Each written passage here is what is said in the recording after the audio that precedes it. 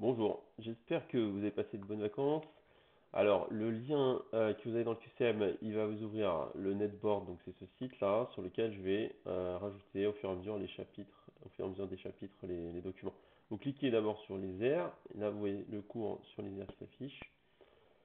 Voilà.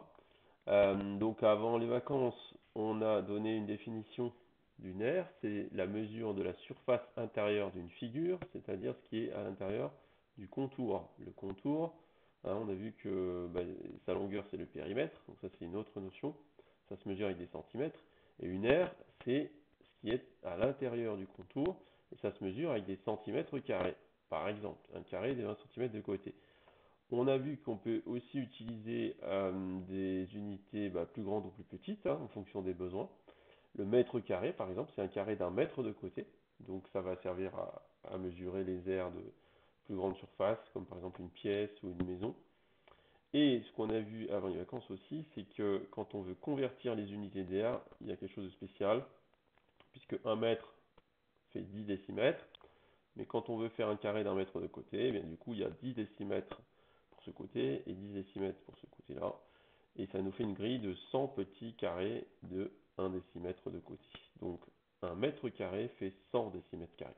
Ça veut dire que dans le tableau de conversion, vous savez qu'il y a deux petites colonnes à l'intérieur de chaque unité, et qu'à chaque fois qu'on change d'unité, quand on passe d'une plus grande à une plus petite, par exemple, eh bien, on a 100 fois plus de cette petite unité. Par exemple, si on a des décimètres carrés, qu'on veut les convertir en centimètres carrés, bien dans chaque décimètre carré, il y aura 100 petits centimètres carrés.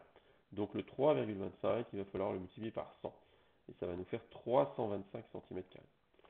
Aujourd'hui, on va parler des aires de forme simple, carré et rectangle. Alors on a déjà vu un petit peu ça en exercice. Si par exemple vous avez un carré qui fait 2 cm par 2 cm, donc 2 cm de côté, là, vous allez avoir 2 fois 2, c'est-à-dire 4 petits carrés à l'intérieur de 1 cm de côté. Et donc 4 cm carrés. Donc l'air, ce sera 2 fois 2 égale 4 cm carrés. Exemple, si je vous demande de calculer l'air d'un carré de côté 3 cm, vous allez faire 3 fois 3 égale 9. Et du coup, vous allez répondre que ça fait 9 cm carrés.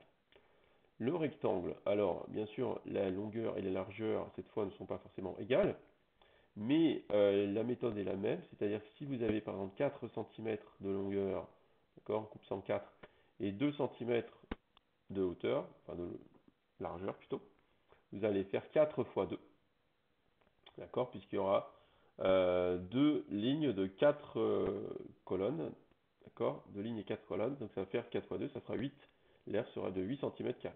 Vous pouvez réécrire cette formule dans le cahier en mettant R égale longueur fois largeur, d'accord, si vous préférez, c'est plus simple pour vous.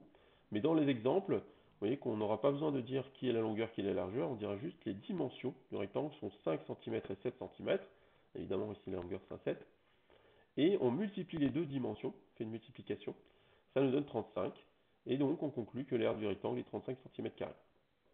Voilà, si vous avez compris ça, vous avez tout ce qu'il faut pour passer aux exercices.